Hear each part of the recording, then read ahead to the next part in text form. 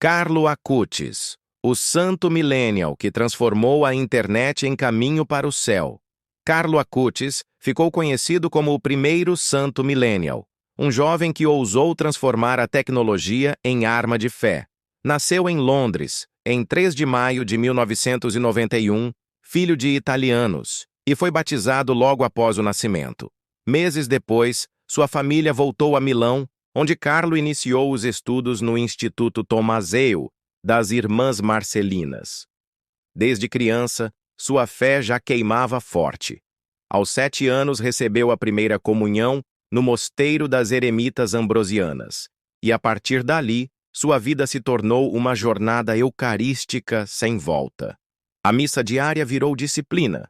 Quando não conseguia, fazia comunhão espiritual. Pequenos sacrifícios eram suas armas silenciosas contra a indiferença a Cristo.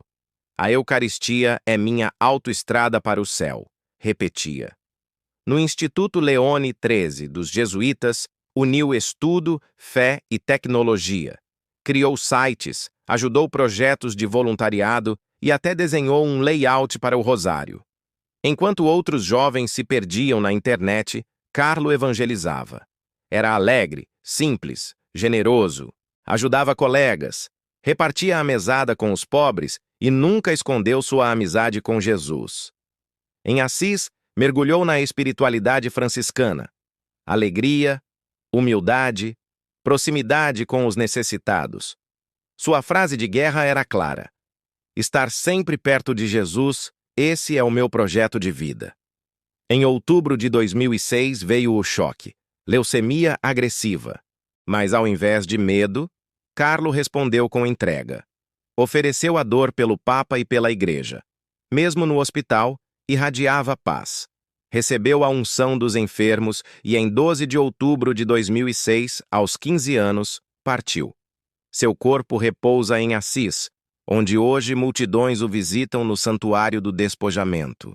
5 anos depois, nasceu em Milão a Associação Amigos de Carlo Acutis, que abriu o processo de canonização. Em 2018, o Papa Francisco reconheceu suas virtudes heróicas.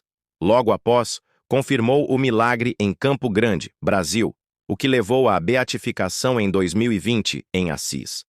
Em 2022, outro milagre em Florença abriu caminho para a canonização. Carlo deixou um recado que corta como espada. A santidade não é luxo de poucos, mas dever de todos, até na era digital. Sua vida é convite direto. Fique perto de Jesus e viva sem medo de amar. Curta, compartilhe e espalhe essa mensagem com coragem.